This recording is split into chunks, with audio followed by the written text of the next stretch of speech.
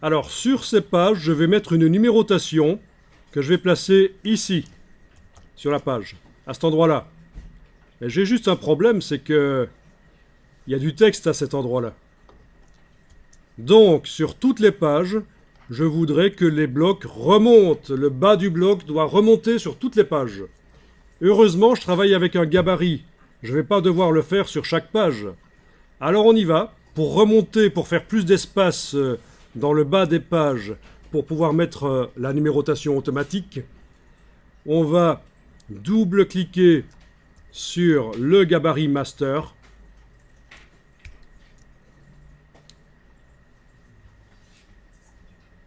Il est bien indiqué A master en bas à gauche de la fenêtre. Vous êtes bien sur le gabarit A master. OK.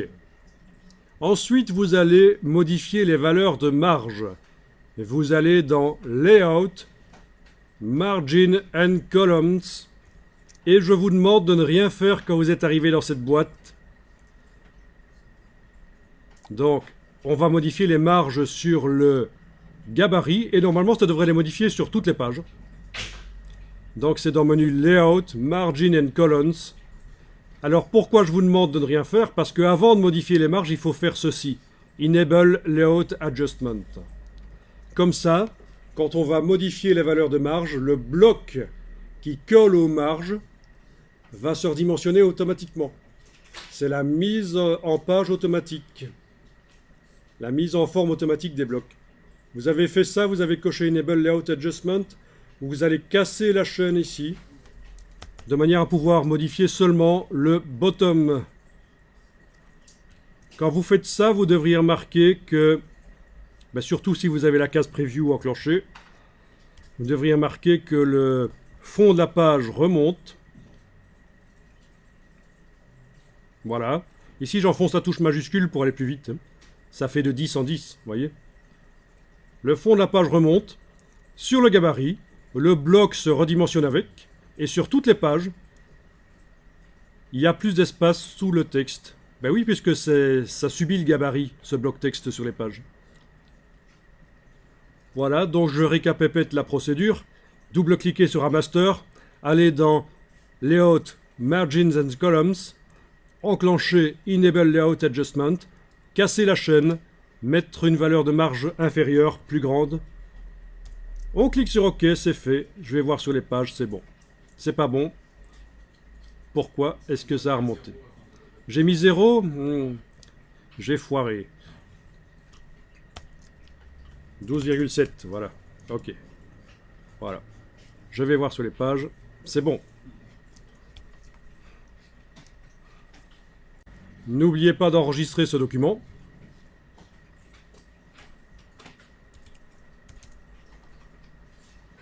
Alors, la numérotation automatique, on la met. On la met où? Dans le gabarit. Il faut retourner dans le gabarit A master. Ensuite, je prends l'outil bloc texte. Alors peut-être que je pourrais la mettre directement sur un calque numérotation automatique, ce serait bien. Je vais aller voir la palette des calques, menu Window, Layers.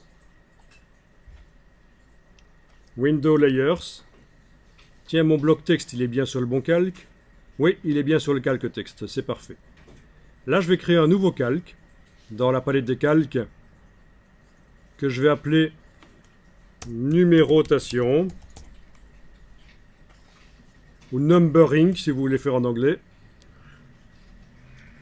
Je le place au-dessus de tout parce que j'ai envie que s'il y a des images sur les pages, la numérotation soit malgré tout visible. Elle va venir par-dessus les images parce que le système des calques, c'est un empilement. Les calques du dessus sont ceux qui sont vus en premier. Les calques du dessous sont ceux du fond.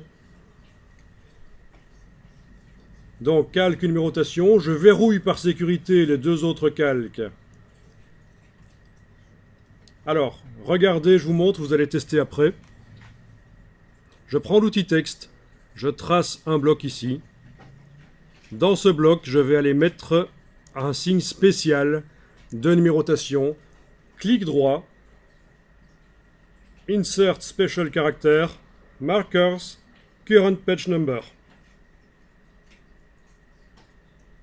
Donc je répète, après avoir fait un bloc qui est arrivé forcément sur le calque numérotation, puisque les autres étaient verrouillés et celui-là était en surbrillance, sélectionné.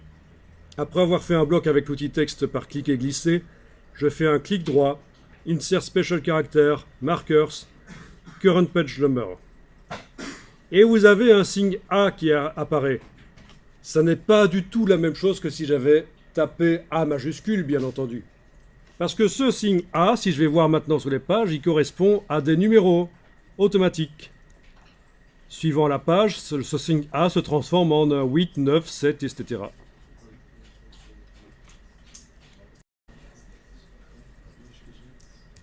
Alors je retourne sur le gabarit, je double-clique sur A Master. Alors je vous montre, faites-le après. Regardez bien. D'abord, avec l'outil texte, si je veux bouger la page sur l'écran, on avait dit tout à l'heure, la barre d'espacement, ça ne marche pas, ça va mettre des espaces. C'est donc la touche Alt pour avoir la petite main. Comme ça, voilà, je vous l'ai dit. Quand vous êtes en train de travailler dans du texte, pour avoir la petite main pour bouger dans la fenêtre, c'est la touche Alt. Logique, hein? Ensuite, regardez, vous allez faire après. Je vais centrer horizontalement cette numérotation automatique par la palette paragraphe. Centrer.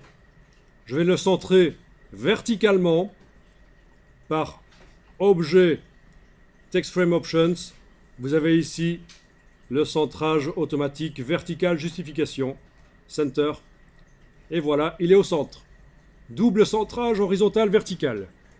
Ensuite, je peux sélectionner cette balise, bien sûr, et lui donner ce que je veux comme dimension, voire même changer la police pour avoir, par exemple, un truc un peu plus fun. Voilà, pourquoi pas. Ça dépend des publications, bien sûr. C'est pas très sérieux, mais ça peut être sympa. Qu'est-ce que ça fait comme numéro quand je vais voir? Ben, ça fait ça, ce genre de numéro. Ok. Eh bien, allez-y, faites le double centrage et changez la police éventuellement et la dimension de la numérotation.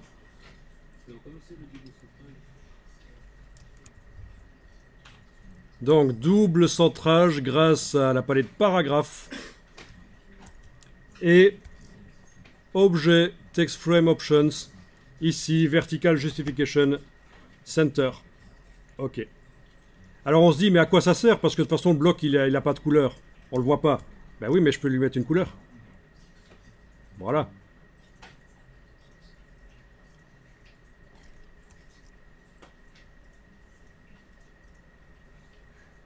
D'accord? Je peux même le transformer en un rond. Ah oui, on peut convertir un bloc de rectangle à rond. Object, Convert Shape, Object Convert Shape, ellipse, et voilà.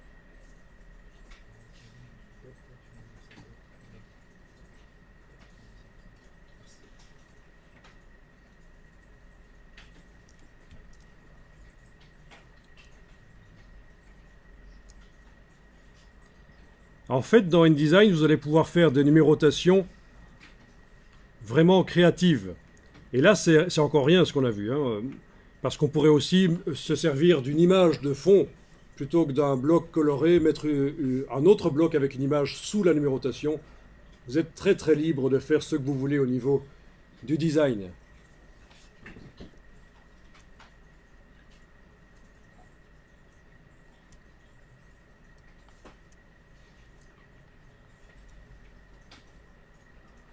Alors, il nous reste deux choses à voir. Comment faire un sous-titre? Des titres, en fait. Parce qu'on n'a pas de titre pour l'instant. Vous voyez comment faire des titres dans le flux du texte. Comment les faire aussi par l'extérieur, si vous voulez. Et placer des images.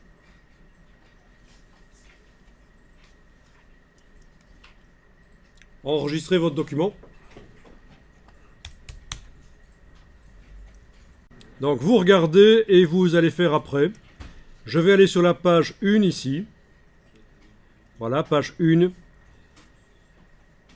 Je vais aller mettre le curseur texte au début du paragraphe. Je n'y arrive pas parce que le layer, le calque, est verrouillé. Ben oui.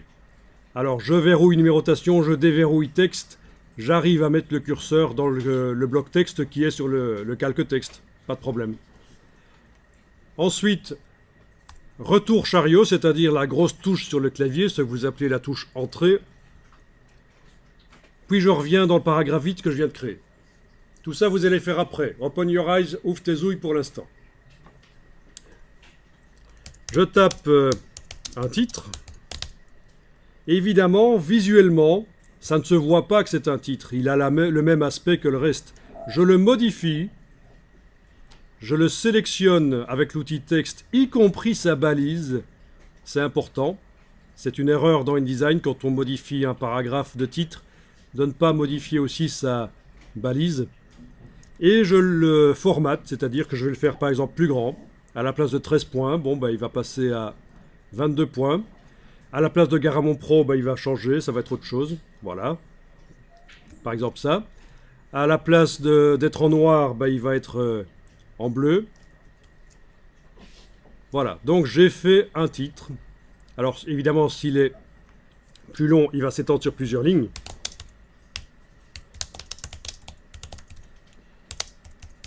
Voilà. Et une fois que j'ai fait ça, je vais voir dans la palette style de paragraphe. Type, paragraph style. Et qu'est-ce que je vois? J'ai en fait démarré d'un paragraphe qui était en style body et je l'ai modifié. Au départ de ça, je vais maintenant faire un nouveau style de paragraphe. New paragraph style, dans le menu de la palette style de paragraphe. Based on no paragraph style. On avait dit jamais, quand on est débutant dans InDesign, faire du parentage de style. Donc based on no paragraph. Je l'appelle sous-titre. OK.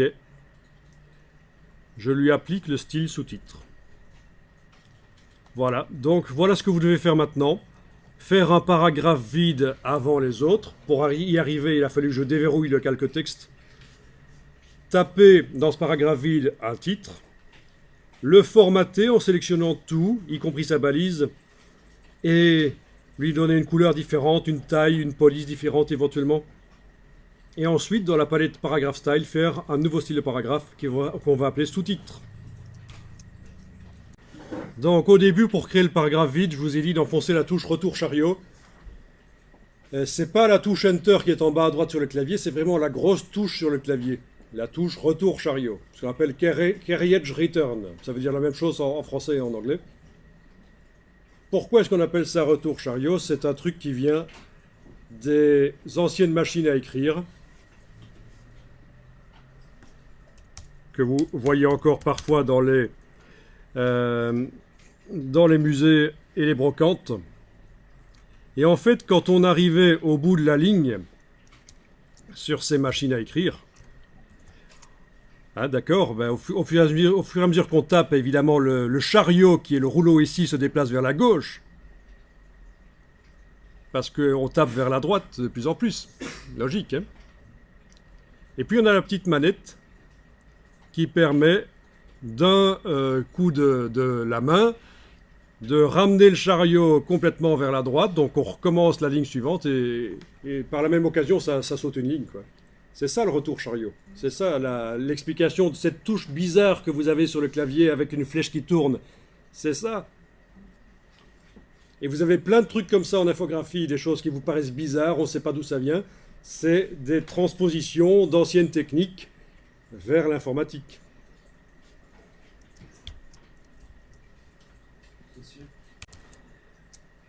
D'accord, donc une fois que le style est fait pour ce titre, évidemment, je peux aller en mettre ailleurs. Par exemple, je vais sur la page suivante, à cet endroit-ci, je dis... Tiens, je clique à la fin d'un paragraphe, touche Retour chariot.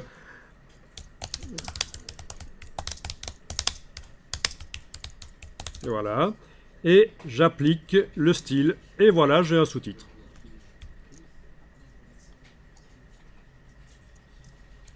Alors il faut bien comprendre que une fois que vous avez des styles de paragraphes,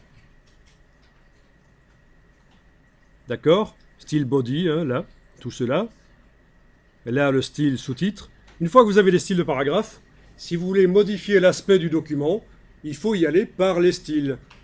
Je vous montre. Si je veux modifier la couleur des sous-titres et l'espace avant, je voudrais qu'il y ait plus d'espace avant des sous-titres, eh bien je fais comme ceci. Je désélectionne tout, c'est-à-dire qu'avec la flèche noire, je clique à côté de tout.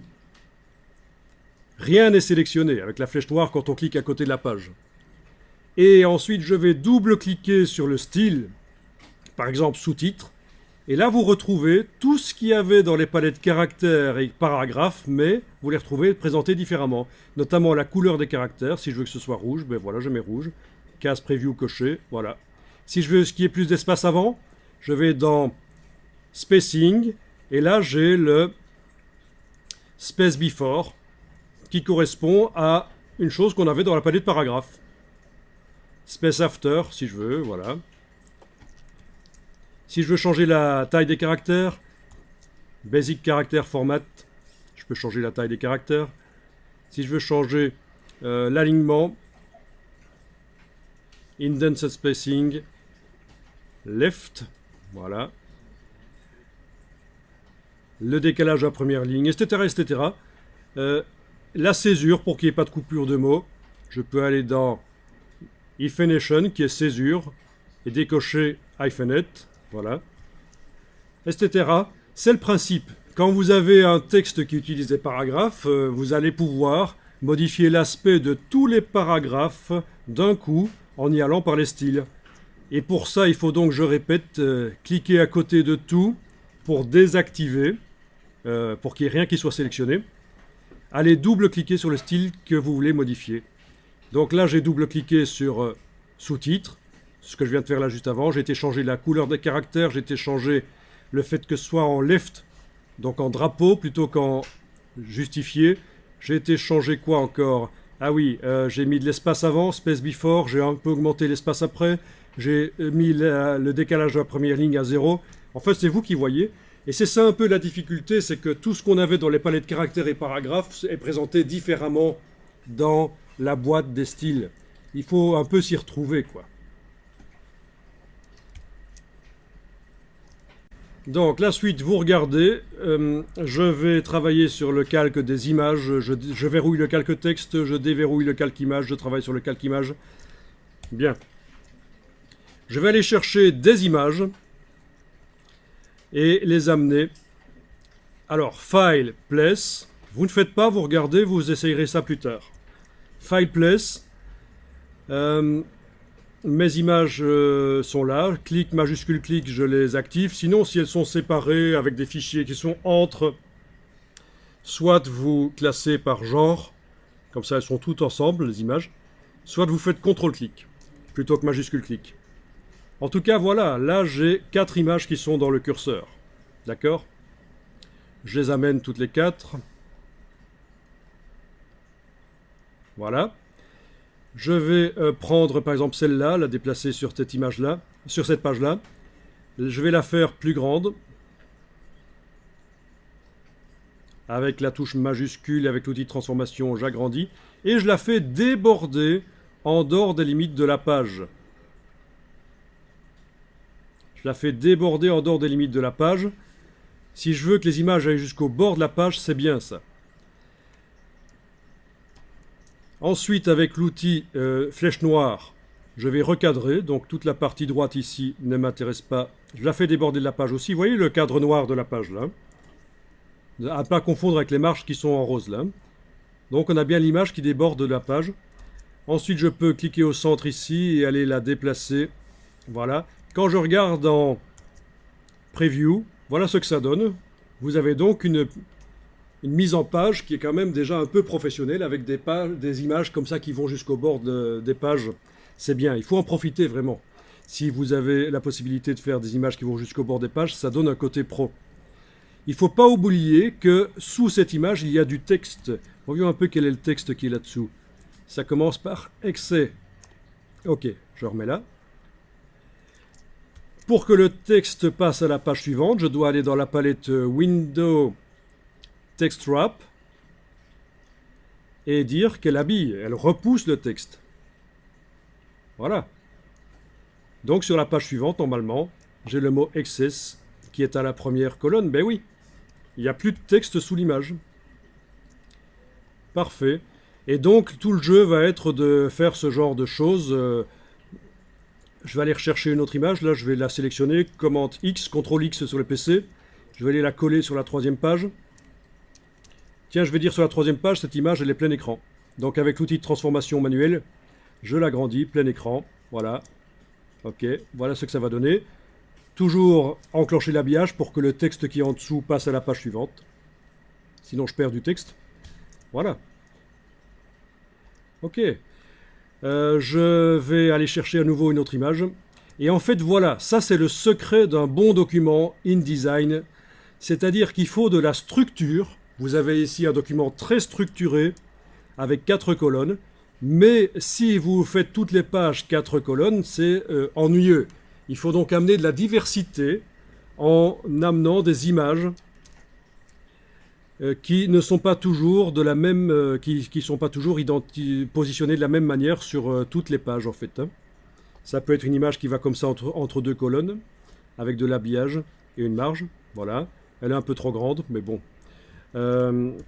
Ça peut être une image qui va en fond des colonnes comme ça.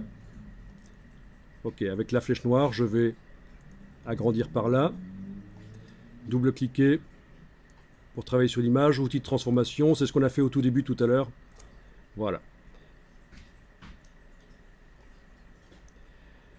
Et je pense que là, vous êtes paré pour déjà, ben oui, déjà assimiler tout ce qu'on a vu, c'est déjà pas mal. Ça demande de la pratique.